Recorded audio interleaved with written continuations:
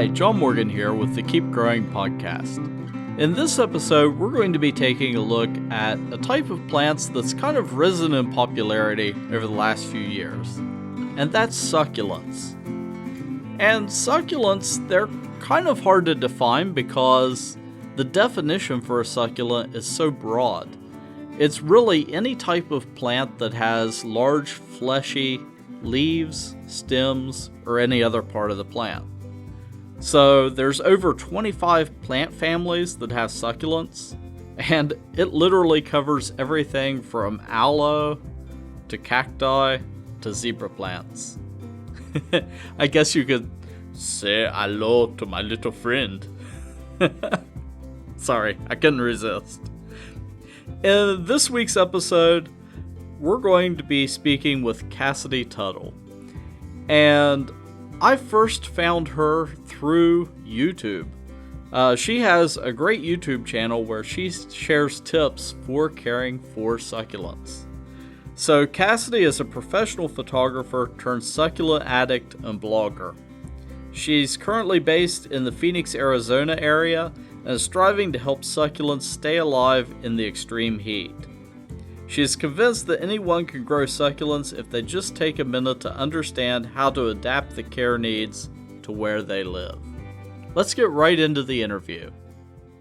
Succulents are a little bit different than maybe most houseplants in that they do not like to be wet for very long and they need a lot of sunlight. So a lot of people say that succulents are good houseplants.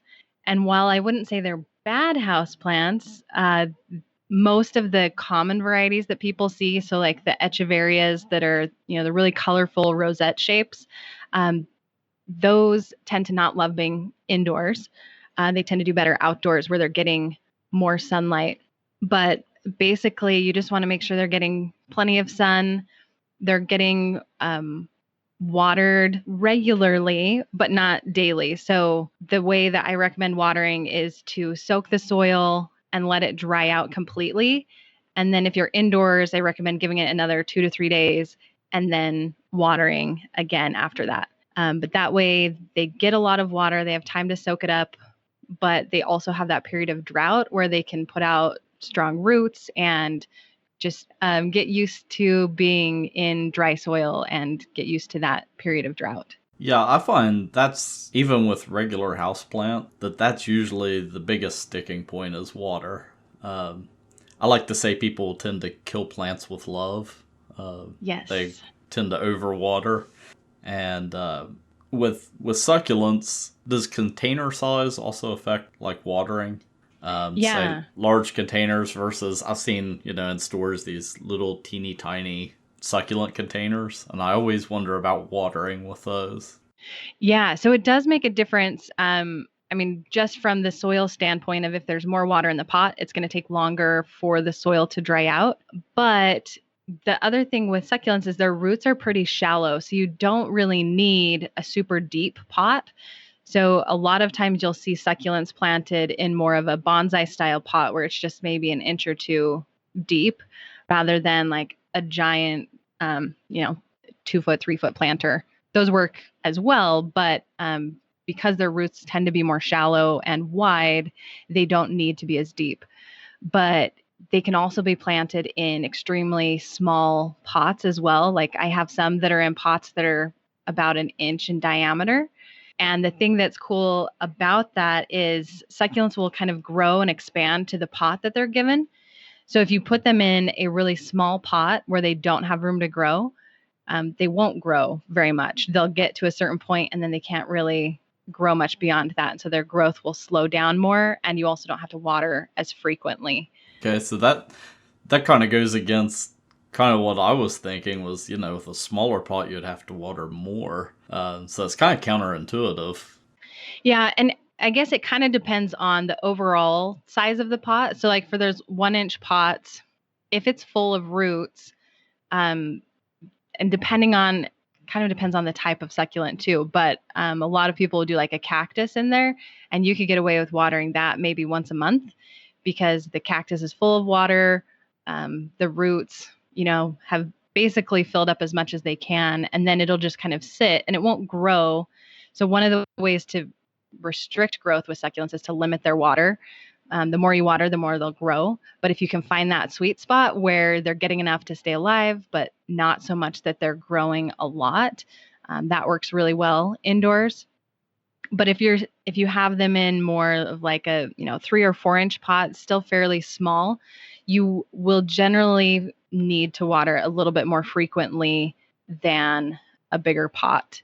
But a lot of it really with succulents depends on the types that you're growing.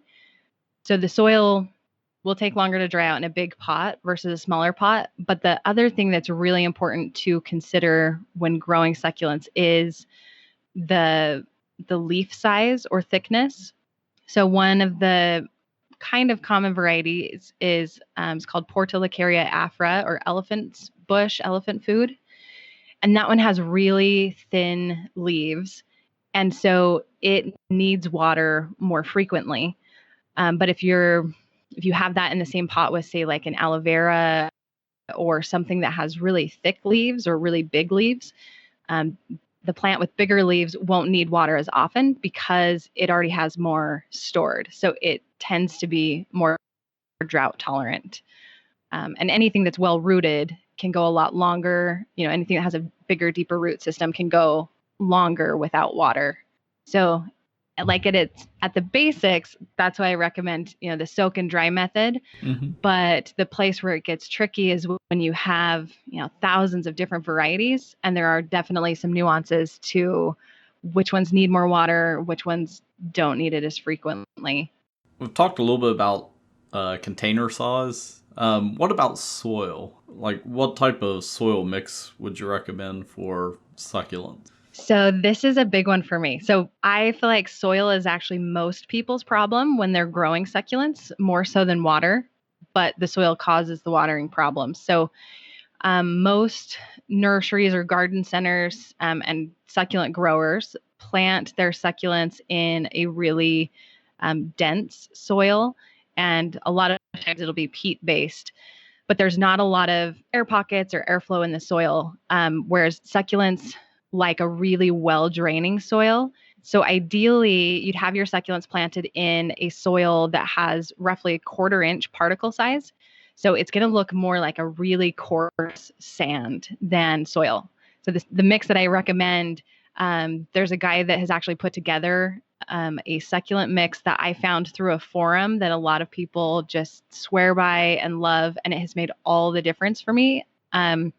So there's a guy named Jack, his website's bonsaijack.com, and he actually now makes a bagged mix of what we consider like the perfect succulent soil, specifically for indoor growing. And that mix is 1 part pine bark fines, 1 part crushed granite, and then 1 part turfus. And turfus it's actually a product that gets used. You can find kind of a knockoff version of it at like an auto parts store called Oil Dry. And it's just used to absorb oil spills or things like that to kind of do cleanup. But it's just a high fired clay that absorbs water, but will stay relatively dry to the touch. And a lot of people ask, like, where can you find, all of these components? And for me, the biggest thing is just looking for some sort of alternative that, again, you have that 1/4 inch particle size. So the pine bark fines, you could really use any type of organic material as long as the particle size is about a 1/4 inch. And then you want 2 parts that are inorganic. So crushed granite, pumice. You can use perlite. Perlite tends to be crushed easily, so it doesn't maintain the particle size very well. But most of the time you can find a suitable alternative to those products, at Home Depot or Lowe's. But yeah, just looking for something that's really gritty and drains really well. And that is where succulents will thrive because it allows plenty of room for their roots to grow, allows for a lot of airflow between the soil. It dries quickly, it drains well, and it encourages the succulents to put out these fine feeder roots. and not necessarily like fine, really small and thin, but a lot of times when succulents are planted in a really dense soil, they'll get like one or two really thick roots instead of a really balanced root system that has a lot of smaller roots, which is healthier for them in the long run and allows them to withstand drought conditions a lot better. And it also makes them less likely to have problems with rot. Whereas if you have like a super thick root and it stays wet for too long, it's more prone to rotting or collapsing. Whereas the fine roots, you just have a really good balance and like distribution of water. So it can uptake what it needs, but nothing is getting too wet or staying wet for too long. With watering, where you're kind of doing the soak and dry method, you kind of have a little bit of flow through of the water. So what do you recommend for like fertilizing? So the fertilizer that I have been using most, a friend gave it to me a couple years ago, and I've just continued using it since then. But it's actually a manure tea fertilizer. So there's a lady in Southern California that makes it, and I've seen a few others pop up. But basically, it's just an organic fertilizer, kind of the same idea as using, compost, but it has a lot of nutrients in it, but it's also fairly mild. So one of the problems with the more like traditional fertilizers is they tend to be really concentrated, and that can be problematic for succulents because it can like burn the roots and sometimes even burn the plant leaves itself. So if you do use a more traditional fertilizer, I recommend getting something that's just balanced. So maybe it's like a 5-5-5, 10-10-10, something like that, and then diluting it and applying it maybe a little more frequently, but at a much lower strength. And that way you're less likely to burn the succulents. But yeah, generally just a balanced fertilizer. And if you're growing them indoors, I probably wouldn't fertilize at all, because most succulents aren't going to get enough light to justify that boost in growth. And so you'll end up seeing some stretching or leaning, and it'll grow a little bit faster than the amount of light that it's getting. But for outdoor succulents, or if you move your indoor succulents outside, I'd recommend fertilizing maybe once in the spring and once in the fall. And if you want them to like really grow a lot more, you could do it more frequently throughout the summer, but just again, doing it in really low doses or just really diluted quantities. Okay. And that kind of hit on the next question that I had, and that was if you're growing inside and you start to see stretch, what type of lighting would you recommend? Yeah. So the thing that I've found to work best is either an LED or a fluorescent bulb, and something that's just daylight balanced. So you can spend a lot of money on really intense specific grow lights, but I've tried a lot of different types of lights, and the best thing that I have found is just a daylight balanced bulb. The great thing about LEDs or fluorescent lights is they don't get very hot. So incandescent lights, you tend to have problems with the heat and that causing problems for the succulents, but fluorescent and especially LEDs work really well. And then just placing them, I would get as bright a light as you can handle for the area that you're growing, and then placing it about 12 to 18 inches away from your succulents.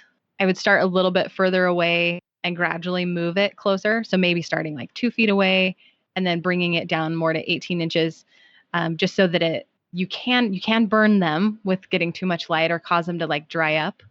And so just easing them into more light is always a good idea.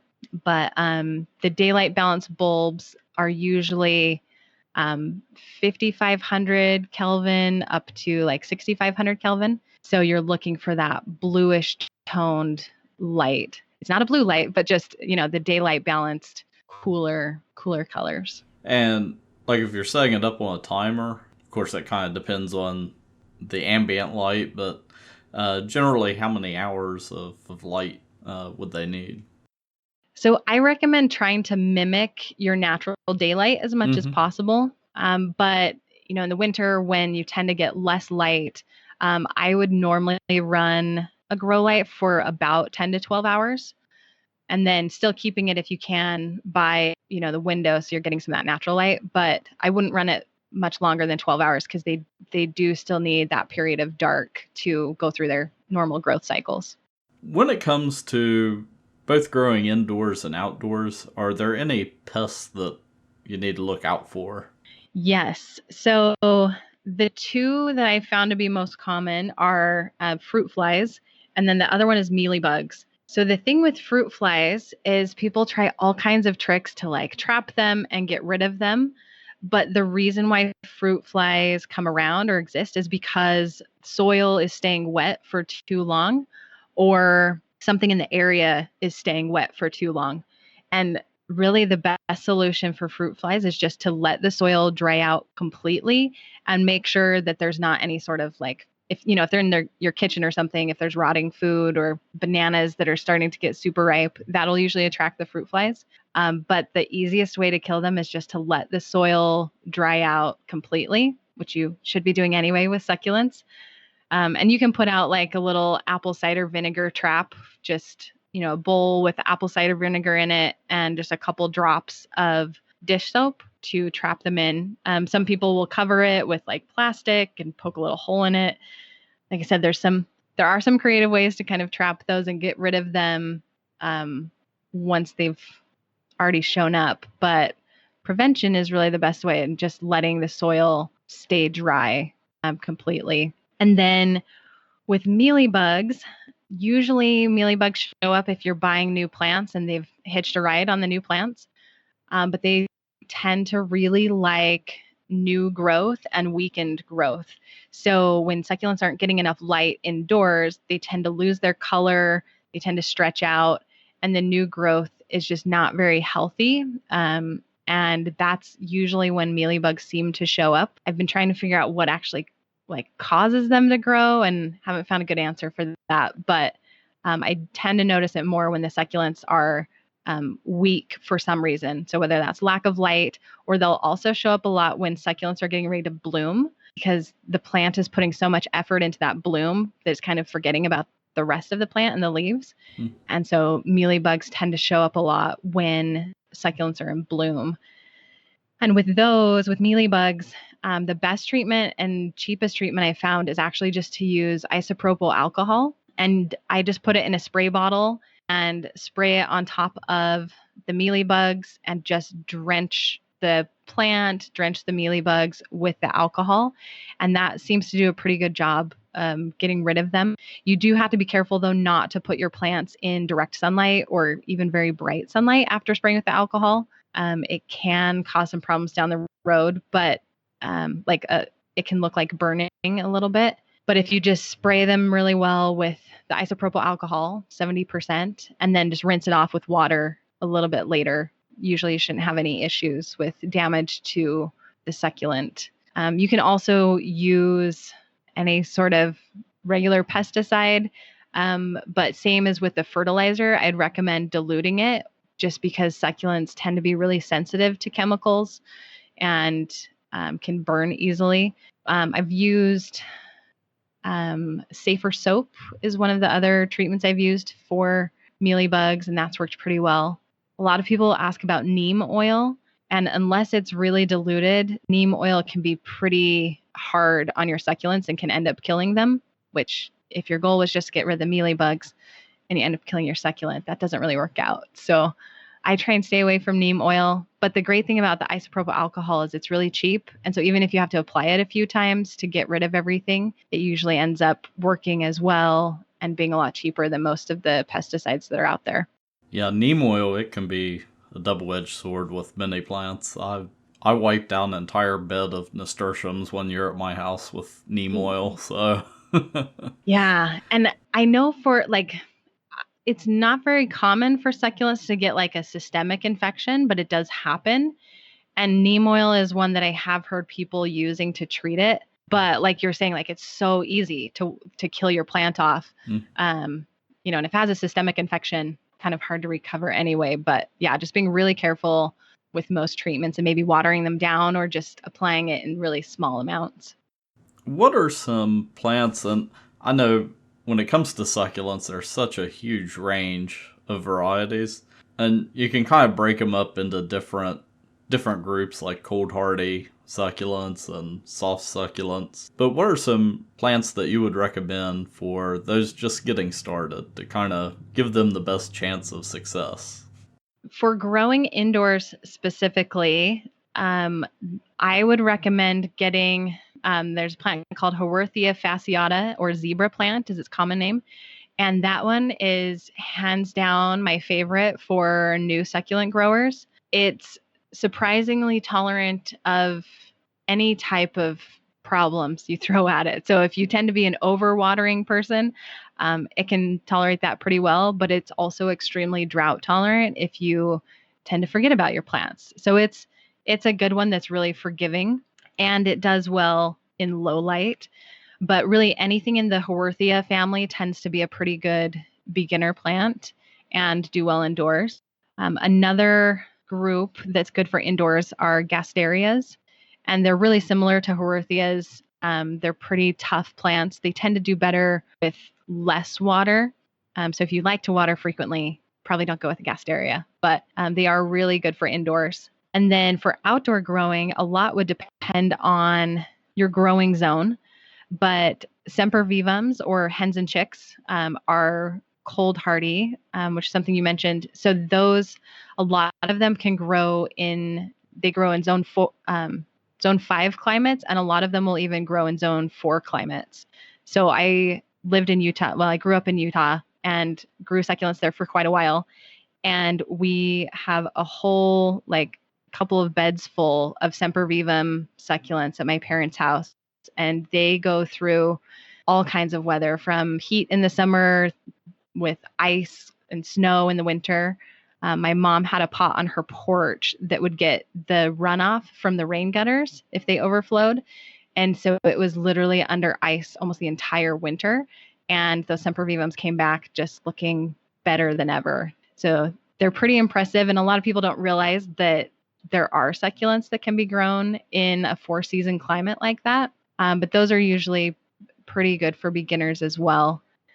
The ones I'd actually stay away from if you're a beginner and not confident in your plant skills are echeverias. And the sad thing about that is that's what a lot of people see and would recognize as succulents, is these really colorful rosettes. Mm-hmm. But they tend to not do very well indoors. They need a lot of sunlight. But they can also be finicky outdoors too, and they can burn easily. But the biggest thing with those is that they do not like a lot of water. So they tend to be on the very low end of the watering scale. So they like very infrequent watering and really thrive on that soak and dry method. So those I would not recommend unless you're ready to be really dedicated to keeping them alive and figuring out what to do. But there are some of those that are easier than others. The first one that comes to mind is Echeveria Pearl von Nürnberg. It's a pretty common one and tends to be a little bit more forgiving than others. And then the other kind of group that I would recommend would be crassulas. So those are your jade plants. And those tend to do pretty well indoors. Some of them that are more colorful, like a crassula campfire, won't love growing indoors, but your typical jade plant, or there's like a miniature jade variety, those will do really well indoors. And there's quite a bit of variety in shape and texture with the crassulas, which is really fun. But they tend to be more forgiving with over and under watering. They can kind of handle some stress in that way. So the crassulas, Haworthias, gasterias, and then sempervivums, those would be my main 4 kind of groups that I would recommend. This has been some great information. If people want to find out more, what are some good ways that they can get in touch with you and find out some more information? Yeah, so we actually have a free course that kind of helps you figure out what succulents will grow well for you, and then goes through the basic care a little more in depth than what we've talked about today. And you can get to that just at succulentsforbeginners.com. And then if you want to know more and kind of just browse, you can just go to succulentsandsunshine.com, and you can sign up for the free course there as well. But we have a blog with a bunch of articles, a lot of different FAQs. And then the thing that we've been working on lately is we call them our types of succulents. So it's like a Wikipedia-ish type article about specific varieties and their individual care needs. So if you buy a new plant, you could go to that section and see like, okay, it needs to be getting a lot of sunlight, or it's better for indoors and that kind of thing. So that's all there at succulentsandsunshine.com. Again, I want to thank Cassidy for sharing this great information. This episode's gardening wisdom comes from the comedian Dimitri Martin. He says, "I bought a cactus. A week later, it died. And I got depressed because I thought, dang, I'm less nurturing than a desert." Until next time, keep nurturing your succulents and keep growing. For links, videos, and more about this episode, check out our show notes at bobsmarket.com/keepgrowing. If you're listening on iTunes, Google Play, Spotify, or other platforms, be sure to give us a review. You can also learn more about Bob's Market through Facebook, Twitter, Instagram, and more. If you want to contact me directly with questions, comments, or smart remarks, shoot me an email at keepgrowing@bobsmarket.com. The music in this week's episode is by Silent Partner. Copyright 2019, Bob's Market of Greenhouses, Incorporated.